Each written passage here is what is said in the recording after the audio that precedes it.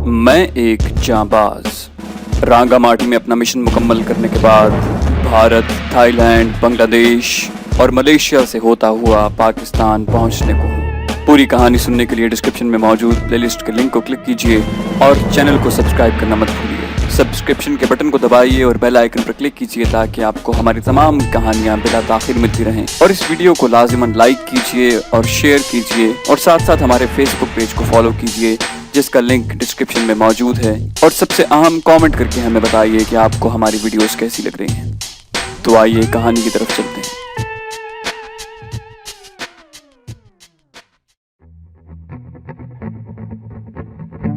सुबह 10 बजे के करीब मुझे रिसेप्शन से फोन आया कि पाकिस्तानी सिफारत खाने के 2 अफसर मुझसे मिलना चाहते हैं। मैंने कहा कि उन्हें कॉफी शॉप में बिठाया जाए, मैं तैयार होकर वहां आता हूं। कॉफी शॉप में मुझे मिलने वाले एक फर्स्ट सेक्रेटरी और एक सेकंड मिलिट्री अटैची था। रस्मी अलैक सलैक के बाद वो अपनी फिरौनियत को बरकरार रखते हुए मुझसे मेरे कवायफ पूछने लगे। मैंने शुरू में उन्हें निहायत तहम्मुल से जवाब दिए। शायद उन्होंने मेरी तहम्मुल मिजाजी को बुज़दिली समझा और उनका लहजा सख्त होता गया। मैं उनके इस रवैये को बड़ी मुश्किल से बर्दाश्त कर रहा था। जब उनके सवाल ज़ाती नौयत पर आ गए तो मेरी कुव्वत बर्दाश्त ने साथ छोड़ दिया।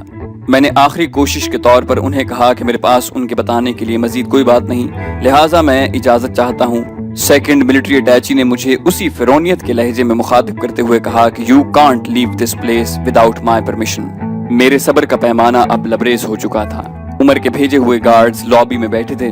मैंने बैक वक्त सेकंड मिलिट्री अटैची को एक जोरदार थप्पड़ रसीद किया और गार्ड्स को बुलवाया।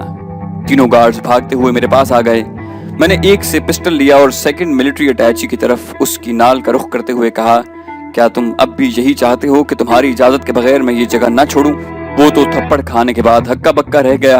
फर्स्ट सेक्रेटरी चूंकि सियासी आदमी था, लिहाजा उसने पैंतरा बदलते हुए कहा कि मेरे ख्याल में कुछ गलत फहमी हो गई है मेजर। तुम्हें इतने सख्त लहजे में इनको ऐसी बात नहीं कहनी चाहिए थी। हमने दरअसल राजा त्रिदेव के लड़के के सिफारत खाने आने और ये यकीन दिलाने पर कि वो विफाकी वजीर का लड़का है, उसकी बात राजा साहब से करवाई। राजा साहब ने उसी कॉल के दौरान मुझे कहा कि उसकी बीवी और लड़का कुआलालंपुर में हैं और उसी के लड़के ने उससे बात की है, लिहाजा हम होटल जाकर पता करें कि आप लोग पाकिस्तान कब जा रहे हैं। हमारी यहाँ आने की यही वजह थी और दौरान गुफ्तगू तलखी पैदा होने की कोई दूसरी वजह न थी। सेक्रेटरी खामोश हुआ तो मैंने कहा कि तलखी आपके अंदाज़े गुफ्तगू से पैदा हुई है। आप ब्यूरोक्रेट्स और सिविल सर्वेंट्स खुद को बजाय अवाम के मुलाजिम समझने के सबको जानवर समझते हैं। मैं राजा से आपके सामने अभी बात करता हूँ और आपकी इस गलत फहमी को दूर करवाता हूँ कि राजा या आप लोग मुझे कतन डिक्टेट नहीं कर सकते। मैंने कॉफी टेबल से ही एक टिश्यू पेपर पर राजा का टेलीफोन नंबर लिखा और रिसेप्शन को हिदायत दी कि लाइटनिंग कॉल मिलवाएं। 15 मिनट के अंदर ही असिस्टेंट मैनेजर ने टेलीफोन हमारे मेज पर रखते हुए कहा कि sir, your man is on the line. मैंने राजा की आवाज पहचानते हुए बगैर अलैक सलैक के कहा कि देखो राजा, मैं तुम्हारे काम से बड़ी जान जोखों से तुम्हारी बीवी और लड़के और तुम्हारी मतलूबा शय के साथ यहाँ पहुंचा हूँ। तुम्हारा लड़का कल शाम एम्बेसी गया था। हालांकि उसके पास पैसे नहीं थे, लेकिन वापसी पर उसने बगैर किसी को बताए बिल अदा करके चेकआउट किया और तब से गायब है। उसे कॉल भी एम्बेसी वालों ने करवाई और पैसे भी दिए जिनसे वो चेकआउट हुआ। आज सुबह 10 बजे से फर्स्ट सेक्रेटरी और सेकंड मिलिट्री अटैची होटल में आकर मुझसे तस्हीक आमेज लहजे में उल्टे सीधे सवाल कर रहे हैं। जहां तक मेरा ख्याल है तुम्हारे लड़के को इन्होंने गायब करवाया है। पाकिस्तान के सियासी हालात तुम बेहतर जानते हो कि किस नहज पर हैं। शायद ये तुम्हारे लड़के के इवज तुमसे कोई बात मनवाना चाहते हैं, इसलिए मैंने पाकिस्तान लौटना चंद रोज के लिए मुलतवी कर दिया है। इस दौरान मैं तुम्हारे लड़के को तलाश करूंगा और फिर हम इकट्ठे पाकिस्तान आ जाएंगे। ये तो है बाद की सारी बात। अब अगर तुम अपने मिनिस्टर होने के जोम में मुझ पर दबाव डालना चाहते हो तो ये न भूलना कि मैं पाकिस्तान में नहीं बल्कि कुआलालंपुर में हूँ और तुम्हारी बीवी, लड़का और तुम्हारी जान से कीमती मता भी यही है। तुम्हारी हुकूमत किसी वक्त भी ढह सकती है और मैं तब तक यहाँ इंतजार करना बेहतर समझूंगा। तुम्हारी भलाई इसी में है कि इन स्वाइन्स को कह दो कि मेरे काम में रोड़े ना अटकाएं, वरना तुम्हारी बेवकूफ़ी की सजा तुम्हारे समेत इन्हें भी भुगतनी पड़ेगी। राजा ने मेरी बात बिल्कुल खामोशी से सुनी और कहने लगा कि मुझे अफसोस है कि इन लोगों ने तुम्हें बिला वजह परेशान किया। इन्हें टेलीफोन दो ताकि मैं इन्हें कह दूं कि तुम्हें तुम्हारा काम पूरी आज़ादी से करने दें। मुझसे सिर्फ ये वादा करो कि मेरी बीवी, लड़के और मतलूबा अशिया को बाहिफाजत मुझ तक पहुंचा दोगे। میں نے کوئی جواب دیے بغیر ٹیلی فون فرسٹ سیکرٹری کے ہاتھ میں دے دیا۔ یہ تو معلوم نہیں کہ راجا نے اسے کیا کہا، لیکن ساری گفتگو کے دوران وہ یس سر، آل رائٹ سر کے سوا کچھ نہ بولا۔ فون بند کرنے کے بعد فرسٹ سیکرٹری مجھ سے مخاطب ہوا، آپ پوری طرح سے تسلی کر لیں، ہم نے راجا کے لڑکے کو صرف فون کال کروائی اور 1000 رنگٹ بطور قرض دیے، اس کے بعد ہمیں اس کا کوئی علم نہیں۔ لڑکے کی تلاش میں ہم آپ کی پوری مدد کرنے کو تیار ہیں۔ یہ کہہ کر سیکرٹری اور سیکنڈ ملٹری اٹیچی نے مجھ سے اپنی درست رویے کی معافی مانگی اور ہوٹل سے رخصت ہو گئے۔ ان کے جانے کے بعد میں نے رضی اور قیصر سے اپنے کمرے میں میٹنگ کی اور آئندہ کا لاحِ عمل سوچنے لگے۔ ہم نے ابھی تک صرف ایک ساتھ مل کر پہلے تو پاکستان کے دشمنوں اور غداروں اور پھر اسلامی ممالک میں یہود و نصارہ کی سازشوں کو بے نقاب کرنے اور ان ممالک کی حکومتوں کے ذریعے ان کو کچلنے کا پروگرام بنایا تھا۔ اب تک مجھ سے صرف چند ہم خیال ساتھیوں نے اس عظیم مقصد کے لیے شمولیت کا وعدہ کیا تھا۔ ابھی صرف مقصد ہی پیش نظر تھا، لیکن اس کے آغاز کرنے کی جگہ اور وقت بھی طے ہوا تھا۔ قیصر میرے کہنے پر آگ میں بلا سوچے سمجھے کود پڑتا، لیکن کسی مشن کو ترتیب دینے اور اس کی قیادت کرنے کا اس میں فقدان تھا۔ رضی سے ایسی توقع رکھنی ہی حماقت تھی، چنانچہ اس میٹنگ میں بھی جو فیصلے ہوئے وہ میرے تھے۔ قیصر اور رضی نے بغیر کسی بحث یا اختلاف کے انہیں فوراً مان لیا۔ میں نے اس میٹنگ میں پہلا فیصلہ یہ کیا کہ ہمیں بینکاک کو اپنا بیس کیمپ بنانا چاہیے، کیونکہ اول یہاں سے ہم نہ صرف بھارت میں اپنے ہمدرد دوستوں مثلاً حاجی مستان اور یوسف پٹیل سے بآسانی رابطہ کر سکتے ہیں، بلکہ عمر خنسا اور ان کے نمائندوں سے بھی ہمیں فوری مدد مل سکتی ہے۔ پاکستان، بھارت اور بنگلہ دیش میں ہمارے گروپ اور خصوصاً میرے لیے نسبتاً بہت دشواریاں ہوں گی۔ بھارت میں قیصر، اس کے ساتھی اور میں بھارتی حکومت کے مطلوب تھے، اور بنگلہ دیش میں بھی ہماری یہی پوزیشن تھی۔ کرنل مزمل کو ملازمت کے دوران ہی شک و شبے سے دیکھا جاتا تھا، ملازمت چھوڑنے کے بعد تو بھارت کی سرپرستی میں بننے والی حکومت اس کی نقل و حرکت پر خصوصی نگاہ رکھتی، اور اسی صورتحال کا اس کے ہم خیال بنگلہ دیشی ساتھیوں کو بھی سامنا کرنا پڑتا۔ پاکستان میں ان دنوں سیاسی صورتحال ابتر تھی۔ بھٹو کی حکومت کی مخالفت میں مخالف جماعتوں کا 9 ستاروں کا اتحاد بن چکا تھا، اور بھٹو اپنی حکومت کو بچانے کے لیے اپنے مخالفین کو کچلنے کے لیے ساری حکومتی مشینری کو استعمال کر رہا تھا۔ خود اس کی حکومت میں بھی عیاش، غدار اور وطن فروشوں کی کمی۔ حکومت کی مخالف سیاسی پارٹیوں کا اتحاد بھی پاکستان کی خیر خواہی یا سلامتی کے لیے نہیں، بلکہ لوٹ کسوٹ میں اپنا حصہ لینے کے لیے بالکل ان مردار خور گدھوں کی طرح تھا جو کسی نیم جان جسم کے گرد حلقہ باندھے اس انتظار میں ہوتے ہیں کہ کب اس کی جان نکلے اور وہ اس کا گوشت نوچنا شروع کریں۔ پاکستان کی خفیہ ایجنسیاں دم سادھے خاموش بیٹھی تھیں، کیونکہ بھٹو حکومت نے افواج پاکستان کی تذلیل کر کے ان کے بالوں پر نوچ دیے تھے۔ پاکستان کی سلامتی اور بقا کے حامی شہری کانوں میں انگلیاں ٹھوسے اور آنکھیں بند کیے گھروں میں چھپے بیٹھے تھے۔ بھٹو کی تشکیل کردہ FSF، جسے میں اور میرے ہم خیال لاکھوں Pakistani organised gang of armed gangsters کہتے تھے، ان کے ہاتھوں کسی بھی پاکستانی کی عزت محفوظ نہ تھی۔ غازی اور جانباز کو آپ تک پہنچانے کے صلے میں ملکی اور غیر ملکی دشمنوں نے مجھ پر 2 بار کراچی میں قاتلانہ حملہ کیا، لیکن اللہ پاک کی مدد اور لاکھوں قارئین کی دعاؤں سے میں دونوں حملوں میں بال بال بچ گیا۔ کئی لوگوں نے یہ کہا ہے کہ جانباز کو صرف داستان کی حد تک ہی محدود رکھا جائے، کیونکہ بقول ان کے بعض لوگوں کو اس داستان میں کبھی کبھی میں جو ملکی حالات پر تبصرہ اور ملکی وسائل کو دونوں ہاتھوں سے لوٹنے والوں کے متعلق اظہار خیال کرتا ہوں وہ پسند نہیں۔ ادھر میری فطرت یا سوچ ایسی ہے کہ میں جب تک اپنی داستان میں ان کے کالے کرتوتوں کو منظر عام پر نہ لاؤں تو نہ تو میری تسلی ہوتی ہے اور نہ ہی میں سمجھتا ہوں کہ میں نے اپنا فرض پورا کیا۔ میں اچھے کو اچھا اور برے کو برا کہوں گا۔ میں نے بینکاک کو بیس کیمپ بنانے کا فیصلہ بہت سوچ سمجھ کر کیا تھا، کیونکہ یہاں میں اور میرے ساتھی بالکل محفوظ اور تھائی حکومت کو مطلوب نہ تھے۔ میرا دوسرا فیصلہ یہ تھا کہ میرے ہمراہ رانی، اس کا بیٹا سونیا، مسز ڈیوڈ، رضی اور اس کی بیوی سپنا اور قیصر جائیں گے، اور عمر کے نمائندے کی بجائے ہمارا تمام اسلحہ پاکستان بھیجنے کے صرف 4 ریوالور، 1 پسٹل اور ان کی وافر مقدار میں گولیاں بھیجنے کا کہا جائے، کیونکہ ہمیں پاکستان میں زیادہ قیام نہیں کرنا۔ میرا تیسرا فیصلہ یہ تھا کہ راجہ کے موروثی جواہرات بھی بینکاک کے لاکر سے نکلوا کر ہم اپنے ہمراہ لے جائیں۔ راجہ شکل سے صرف مجھے پہچانتا تھا، اس لیے کراچی ایئرپورٹ پر راجہ کی جانب سے اگر کچھ گڑبڑ ہوتی تو صرف میرے ساتھ ہوتی، اس لیے جواہرات قیصر اپنے جسم کے ساتھ باندھ کر جائے۔ راجہ کے پاس قیصر کی شناخت کا کوئی ذریعہ نہ تھا، اس لیے وہ عام مسافروں کی طرح کراچی ایئرپورٹ سے بخیریت نکل سکتا تھا۔ चौथा फैसला ये था कि मैं कैसर और रजी और सपना अपना बेशतर रुपया बैंकॉक के किसी बैंक में जमा करवा दें और बहुत कम रुपया हमराह ले जाएं। इस फैसले में सिर्फ ये तरमीम की गई कि मेरे सिवा बाकी सारे साथी फिलहाल कुआलालंपुर में किसी बैंक में अकाउंट खोलकर अपना रुपया जमा करवा दें। मैंने रानी को अपना प्रोग्राम बताया तो उसने भी कहा कि वो भी अपना अकाउंट कुआलालंपुर में ही खोलकर अपना रुपया यहीं जमा करवाएगी। सपना ने भी यही फैसला किया कि अपने हमराह बहुत कम रुपया पाकिस्तान ले जाया जाए। मैंने सभी को 1 घंटे में तैयार होने का कहा और कुआलालंपुर के ग्रिंडले बैंक में सब ने अपने अपने अकाउंट खोल लिए। रानी अपने बेटे की गुमशुदगी से परेशान थी। मैंने उसे तसल्ली दी और कहा कि उसका बेटा बिल्कुल महफूज और खैरियत से है और हिफाजती नुक्ते नज़र से मैंने उसे अपने एक दोस्त के पास भिजवा दिया है। वो हमारे साथ ही पाकिस्तान जाएगा। उसी शाम मैं बैंकॉक परवाज कर गया और अगली सुबह बैंक से जवाहिरात निकलवा कर और अपना रुपया और उमर के दिए हुए ट्रेवल्स चेक लॉकर में रख कर बाद दोपहर की फ्लाइट से कुआलालंपुर लौट आया। अब हम पाकिस्तान रवानगी के लिए बिल्कुल तैयार थे।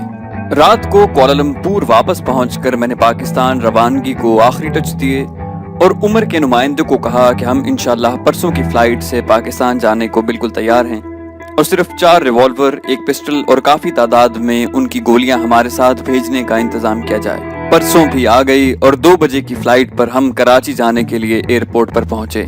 राजे के लड़के को भी एयरपोर्ट पर ही लाया गया। दौरान परवाज कोई गलत हरकत करने से रोकने के लिए उसे वैलियम की इतनी मिकदार खिला दी गई कि वो तकरीबन नीम बेहोश था। 7.5 घंटे की मुसलसल परवाज के बाद हमारा जहाज कराची एयरपोर्ट पर उतरा। प्लान के मुताबिक पहले खवातीन, फिर मैं और कैसर और राजे के लड़के को थामे इमिग्रेशन और कस्टम से फारिग होकर एयरपोर्ट से बाहर आए। जहाज का कप्तान और दूसरा अमला इस दौर में बगैर किसी चेकिंग के एयरपोर्ट से बाहर आते थे। हम भी एयरपोर्ट रोड पर टैक्सियों में पहुंचे तो गाड़ी में कप्तान हमारा मुंतजिर था। उसने हमारे असलहे का बैग मेरे हवाले किया और मेरे सब साथी मेट्रोपोल होटल में चेक इन हुए, जबकि रानी, उसका लड़का और मैंने पैलेस होटल में कमरे लिए। हम रात को तकरीबन 10 बजे कराची एयरपोर्ट पर उतरे और रात 12 बजे होटलों में पहुंचे। मैंने पैलेस होटल से उस वक्त राजा त्रिदेव को उसके घर पर फोन किया। वो नशे में धुत था और फोन पर दूसरी आवाजों से महसूस हुआ कि तितलियों के झुरमुट में बैठा है। मैंने उसे बताया कि मैं उसकी बीवी और बेटे को हमराह लेकर कराची पहुंच चुका हूं। राजे ने नशे में डूबी आवाज में मेरी बात काटते हुए अंग्रेजी में बोला, मुझे सिर्फ ये बताओ कि मेरी मताए अजीज भी लाए हो या नहीं। मैंने उसे कहा कि इस वक्त तुम्हारी हालत ऐसी नहीं और ना ही तुम अकेले हो कि तमाम बातें तुम्हें बताई जाएं। मैं कल 10 बजे सुबह तुम्हें फोन करूंगा। अब सिर्फ इतना जान लो कि तुम्हें कराची आना पड़ेगा और रानी से तुम्हारे मामलात तय होते ही तुम्हें जवाहिरात मिल जाएंगे। राजे ने कहा कि मैं कल बाद दोपहर कराची पहुंचकर कसर नाज में ठहरूंगा। तुम मुझे वहां 5 बजे मिलना। अगले रोज मैंने रानी के कमरे में जाकर उसे गुज़श्ता रात टेलीफोन पर राजा से होने वाली गुफ्तगू के मुतालिक बताया और कहा कि मैं सोनिया को आज बाद दोपहर रजी की बीवी और मिसेस डेविड के पास छोड़ आऊंगा। राजा से शाम को मैं, तुम और तुम्हारा लड़का मिलेंगे। उससे 2 टोक अल्फाज में कह देना कि तुम कराची में रहना चाहती हो और तुम जवाहिरात उसे सिर्फ उसी सूरत में दोगी अगर उसने तुम्हारी बात मान ली। मुझे यकीन है कि राजा तुम्हारी शर्त फौरन मान जाएगा। तुम उसे साफ कह देना कि जवाहिरात बैंकॉक के एक बैंक में महफूज हैं और मैं तुम्हारी तायद करते हुए उन्हें 2 रोज में पाकिस्तान मंगवाने की जिम्मेदारी उठा लूंगा। राजा मुल्की सियासी हालात के बायस कराची में ज्यादा दिन ठहर नहीं सकता। वो तुम्हारी शर्त मानकर इस्लामाबाद वापस चला जाएगा और मैं 2 दिनों में तुम्हारी रिहाइश के लिए मुनासिब घर लेकर तुम्हें सोनिया, रजी की बीवी सपना और मिसेस डेविड को वहां शिफ्ट कर दूंगा। राजे को 2 रोज बाद दोबारा फोन करके मैं उसे जवाहिरात लाने का बताकर कराची बुलाऊंगा और तुम्हारी मौजूदगी में जवाहिरात मैं उसे दूंगा। तुम अपने अखराजात ले लेना जो बाद में तुम्हारे काम आएंगे। मेरी सारी बात सुनकर रानी बोली कि मैंने उन जवाहिरात में से अपने और अपने लड़के के लिए खासा हिस्सा पहले ही निकाल कर अलहदा कर दिया था। मैं अपने शौहर को बहुत अच्छी तरह जानती हूँ। अगर उसने मेरी बात मानने से इनकार किया तो मैं उसे अखबारात के जरिए उरियां करने की धमकी दूंगी। मुझे यकीन है कि प्रेस का नाम सुनते ही वो घबरा जाएगा। इलावा जी उसके पास क्या सबूत है कि ये जवाहिरात उसके हैं। अगर उसने कोई हील हुज्जत की तो मैं उसे अदालत में जाने की धमकी भी दूंगी और जवाहिरात के वजूद की कतई मुनकिर हो जाऊंगी। रानी की बात सुनकर मैं सोच में पड़ गया। राजा न सिर्फ मेरा दोस्त था बल्कि मोहसिन भी था। اس کے احسان کا بدلہ اتارنے کے لیے میں نے اس مشن پر جانے کی حامی بھری تھی۔ اصولی طور پر ان جواہرات کا مالک راجا تھا اور اس نے مجھ پر بھروسہ کرتے ہوئے یہ بیش قیمت جواہرات لانے کی ذمہ داری مجھے سونپی تھی۔ میں نے اپنے دل میں فیصلہ کر لیا کہ رانی نے جواہرات چھپا کر رکھے ہیں، انہیں رانی سے لے کر سارے جواہرات راجا کے حوالے کروں گا اور پھر اسے کہوں گا کہ اپنے لڑکے یا کم از کم صرف رانی کے باعزت طور پر رہنے کے لیے کچھ جواہر اسے دے۔ سونیا کے حصول کے لیے میں نے رانی سے جس قدر تعاون کیا تھا اور اس کے راز و راز ہی رہنے دینے کا وعدہ اور کراچی میں سونیا کے لیے رہائش اور تعلیم کے بندوبست کی ذمہ داری اٹھانے اور اب رانی کے بھی سونیا کے لیے کراچی رہنے کا جو پلان بنایا تھا، ان سب کی وجہ ماں کی ممتا کو تسکین ملنے اور معصوم بچی کو ماں کی گود کی گرمی سے علیحدہ نہ کرنا تھا۔ میں نے رانی کو صاف کہہ دیا کہ راجا کے موروثی جواہرات میں ہر حالت میں راجا تک پہنچاؤں گا، چاہے اس کے لیے مجھے بھاری سے بھاری قیمت ادا کرنی پڑے۔ تمہارے جتنے جائز مطالبے تھے میں نے انہیں فوراً مان لیا۔ ہم کھلنا گئے اور وہاں اور اس کے بعد ہمیں جن جن مشکلات سے گزرنا پڑا ان سب کا نقطہ آغاز سونیا تھی۔ کراچی میں سونیا کی معقول رہائش اور تعلیم کے انتظام کی ذمہ داری بھی میں نے تمہارے لیے اٹھائی تھی۔ گزشتہ دنوں تم نے سونیا کے ساتھ ہی کراچی میں رہنے کی خواہش کا اظہار کیا تو میں نے اس پر بھی تمہاری تائید میں پلان بنا لیا، لیکن راجے کے موروثی جواہرات میں سے ایک حصہ اس کی لا علمی میں غائب کرنے کی میں تمہیں ہرگز اجازت نہیں دوں گا۔ اس لیے تمہاری بہتری اسی میں ہے کہ وہ تمام جواہرات میرے حوالے کر دو۔ رانی نے جواہرات مجھے دینے میں لی تو لال کرتے ہوئے اپنے دلائل دینے شروع کیے تو میں نے اسے وہیں روک کر کہا کہ رانی صاحبہ، ان باتوں کا کوئی فائدہ نہیں۔ جواہرات یا تو اس کمرے میں تمہارے سامان میں موجود ہیں، اور اگر تم انہیں رضی کی بیوی یا مسز ڈیوڈ کے حوالے کر کے آئی ہو تو تم نے بڑی حماقت کی ہے۔ بہرحال جواہرات اگر اس کمرے میں ہی ہیں تو خود ہی مجھے دے دو، ورنہ میں کمرے میں تمہارے تمام سامان کے علاوہ ہر اس جگہ کی تلاشی کروں گا جہاں انہیں چھپایا جا سکتا ہے۔ رانی بخوبی جانتی تھی کہ میں جو کچھ کہتا ہوں اس پر عمل کرتا ہوں۔ وہ صوفے پر سے اٹھی اور باتھ روم کی طرف گئی۔ میں اس کے پیچھے ہی گیا۔ اس نے فلش کے پانی کے ٹینک کا ڈھکن کھولا اور پانی میں سے چمڑی کی ایک تھیلی نکال کر مجھے تھما دی۔ میں رانی کی چالاکی پر حیران تھا۔ رانی باتھ روم سے باہر نکلی، میں بھی اس کے پیچھے باہر آ رہا تھا۔ اچانک بجلی کی طرح ایک خیال میرے دماغ میں کوندا۔ میں نے واپس پلٹ کر پانی کی ٹینکی کا ڈھکن اٹھایا اور ہاتھ سے اس کے اندر ادھر ادھر ٹٹولنے لگا۔ اتنی ہی بڑی چمڑے کی ایک اور تھیلی میرے ہاتھ لگی۔ اب تو میں نے باتھ روم کے علاوہ کمرے کے فرنیچر، قالین، پردے، بیڈ اور بستر سب الٹ پلٹ کر رکھ دیے۔ میں نے رانی کے سوٹ کیسوں کی بھی مکمل تلاشی لی۔ کمرے کی سب چیزوں کو اچھی طرح سے چھان پٹکنے کے بعد میں نے کمرے میں پڑے ٹیلی فون پر ہاؤس کیپنگ والی 2 عورتوں کو بلوایا اور انہیں کہا کہ رانی کی جسمانی تلاشی لیں۔ پہلے تو وہ جھجکیں، لیکن میری ایک ہی بھپکی سے انہوں نے تلاشی لینی شروع کر دی۔ رانی کا رنگ فک ہو گیا تھا۔ چند منٹوں میں ہی انہوں نے رانی کے جسم کے مختلف حصوں پر بندھی 3 تھیلیاں نکال کر میرے سامنے رکھ دی۔ میں نے تمام تھیلیاں سنبھال لی اور ہاؤس کیپنگ والوں کو کمرے کا سامان درست کرنے کا کہہ کر میٹروپول ہوٹل چلا آیا۔ سپنا کو لے کر میں مسز ڈیوڈ کے کمرے میں گیا جہاں سونیا بھی اسی کے ساتھ ٹھہری ہوئی تھی۔ میں نے سونیا اور مسز ڈیوڈ کے سوٹ کیسوں کی تلاشی لی تو سونیا کے سوٹ کیس کی تہ میں ایک جگہ ابھری ہوئی محسوس ہوئی۔ میں نے تہ کا کپڑا کاٹا تو وہاں سے بھی جواہرات سے بھری ایک تھیلی برآمد ہوئی۔ تلاشی کا یہ کام سونیا اور مسز ڈیوڈ کی موجودگی میں ہوا۔ سونیا بڑے غور سے مجھے سوٹ کیسوں کی تلاشی لیتے دیکھ رہی تھی۔ وہ اتنی معصوم تھی کہ سوٹ کیس سے تھیلی نکلتے دیکھ کر انگلش میں بولی کہ انکل ممی نے ایسی ہی ایک تھیلی میری کمر کے گرد بھی باندھ رکھی ہے اور ایک تھیلی آنٹی کو بھی دی ہے۔ معصوم بچی کے اس راز کو افشا کرنے پر میں مسکرا دیا۔ سونیا نے اپنی تھیلی خود مجھے دی اور مسز ڈیوڈ نے خاموشی سے اپنے سوٹ کیس میں سے تھیلی نکال کر مجھے دی۔ میں نے رضی اور اس کی بیوی سے بھی کریت کر پوچھا، لیکن انہوں نے قسمیں اٹھائیں کہ انہیں رانی نے ایسی کوئی چیز نہیں دی۔ میں نے رضی اور قیصر کو کہا کہ میں 4:30 بجے انہیں لینے کے لیے میٹروپول ہوٹل آؤں گا اور وہ مسلح حالت میں تیار رہیں۔ میں نے ایک پسٹل اور میگزین، ایک ریوالور اور ان کے فالتو گولیاں بھی لے لی۔ قیصر کے پاس راجا کے سارے جواہرات تھے۔ میں نے تمام تھیلیوں والے جواہرات بھی ان میں شامل کیے اور اپنے ہوٹل واپس چلا آیا۔ مسز ڈیوڈ کو بھی جو تھیلی مجھے دینے کے بعد آنکھیں ملانے سے کترا رہی تھی، یہ کہا کہ وہ خود اور سونیا کو بھی 4:30 بجے تک تیار کر کے میرا یا قیصر کا انتظار کریں۔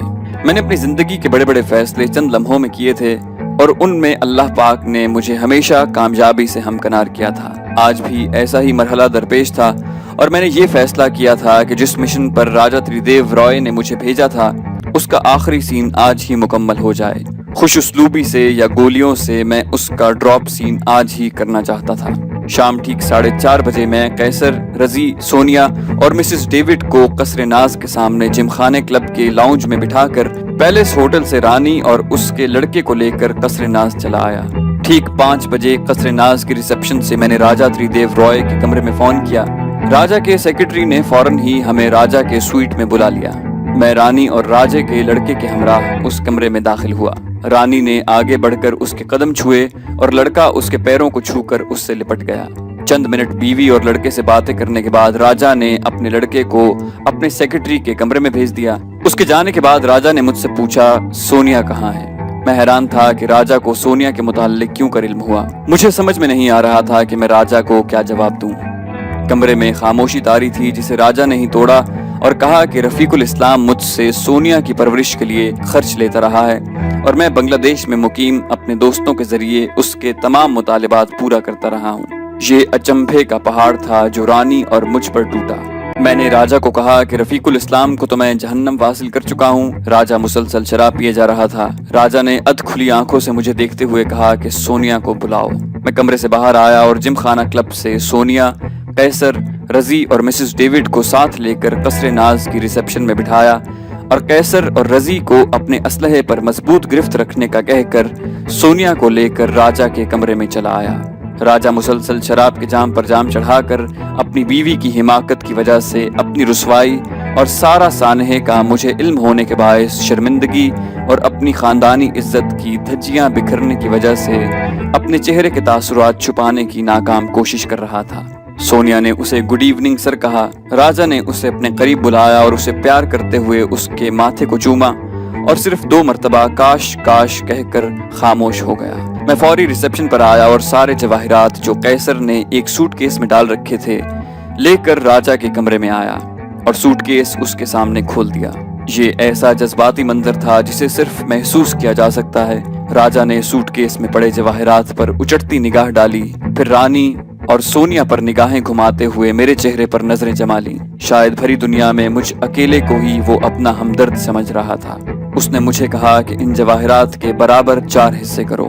میں نے اپنی دانست میں جواہرات کی قسم، سائز اور مول کے مطابق ان کے 4 حصے کر کے راجا کے سامنے پڑی میز پر 4 ڈھیریاں بنا دی۔ راجا نے ڈھیریاں دیکھتے ہوئے ان میں چند جواہرات کا رد و بدل کیا کیونکہ اسے جواہرات کی پہچان تھی۔ اس کے بعد راجا صوفے سے ٹیک لگا کر نیم تراز ہو گیا اور رانی کو مخاطب کرتے ہوئے بولا کہ 1 ڈھیری تمہارے لیے، 1 سونیا کے لیے۔ ان میں سے اپنی پسند کی 2 ڈھیریاں اٹھا لو۔ ایک اور آخری احسان مجھ پر کرو، سونیا مسلمان کی بیٹی ہے، اسے مسلمان کر کے کسی معقول اور شریف گھرانے میں اس کی پرورش اور قیام کا انتظام کرو۔ میں نے کہا رانی صاحبہ بھی یہی چاہتی ہیں اور وہ خود بھی کراچی میں رہ کر سونیا کی پرورش کرنا چاہتی ہیں۔ راجا نے کہا کہ میں نے وزارت سے استعفیٰ دے دیا ہے۔ بھٹو صاحب نے مجھے جنوبی امریکہ میں سفیر مقرر کرنے کا وعدہ کیا ہے اور میں صرف تمہاری واپسی کے انتظار میں تھا۔ جو حالات بیت چکے ہیں ان میں رانی کا میرے ساتھ رہنا ناممکن ہے، اس لیے تم ان کی کراچی میں رہائش کا انتظام کر دو اور سونیا بھی ان کے ساتھ ہی رہے، لیکن اسے مسلمان ضرور کرنا۔ رانی کی آنکھوں سے بھی آنسو بہہ رہے تھے۔ اس نے خاموشی سے 2 ڈھیریاں اٹھائیں۔ رانی کے چھپائے ہوئے جواہرات سے یہ تقریباً دگنے سے بھی زیادہ مالیت کے تھے۔ رانی کے جواہرات میں نے باتھ روم سے ایک بڑا تولیہ لے کر اور اس میں باندھ کر رانی کے حوالے کیے اور باقی جواہرات سوٹ کیس میں ڈال کر اسے بند کرنے لگا تو راجا نے کہا کہ دوست تم نے اپنے لیے کچھ نہیں لیا۔ میں نے کہا کہ مجھے بالکل ضرورت نہیں، میرے لیے یہی کافی ہے کہ میں آپ کی امانت آپ تک بخیریت پہنچانے میں کامیاب ہوا ہوں اور اللہ پاک نے مجھے سرخرو کیا ہے۔ راجا نے روتی ہوئی آنکھوں سے میری طرف دیکھتے ہوئے کہا کہ تمہیں یہ بھی علم ہے کہ ہمارے ہاں سے کوئی خالی ہاتھ واپس نہیں جاتا۔ یہ کہتے ہوئے راجا نے ایک مٹھی میں جس قدر جواہرات آ سکتے تھے مجھے دینے چاہے، لیکن میں نے انکار کر دیا اور اس کے بہت زور دینے پر صرف ایک ٹکڑا اٹھا لیا۔ راجا نے سونیا کو پھر قریب بلا کر اسے پیار کیا اور آنکھیں بند کر لی۔ یہ ہمارے جانے کے لیے پیغام تھا۔ رانی، سونیا اور میں راجا کے کمرے سے باہر نکلے اور میں سوچ رہا تھا کہ میں نے کسی غلط آدمی کے لیے اپنی جان کی بازی نہیں لگائی تھی۔ تو دوستو یہ تھی ہماری آج کی کہانی۔ امید کرتے ہیں آپ کو ہماری کہانی پسند آئی ہوگی۔ جانے سے پہلے اسے لائک اور شیئر کرنا مت بھولیے اور اور اگر ابھی تک آپ نے ہمارے چینل کو سبسکرائب نہیں کیا تو اسے سبسکرائب کیجئے اور ساتھ ساتھ بیل آئیکن پر کلک کیجئے تاکہ آپ کو ہماری تمام ویڈیوز بلا تاخیر ملتی رہیں، اور ساتھ ساتھ ہمارے فیس بک پیج کو فالو کیجئے جس کا لنک ڈسکرپشن میں موجود ہے۔ ہم مزید ویڈیوز لے کر جلدی حاضر ہوں گے، اپنا بہت خیال رکھیے گا۔ اللہ حافظ۔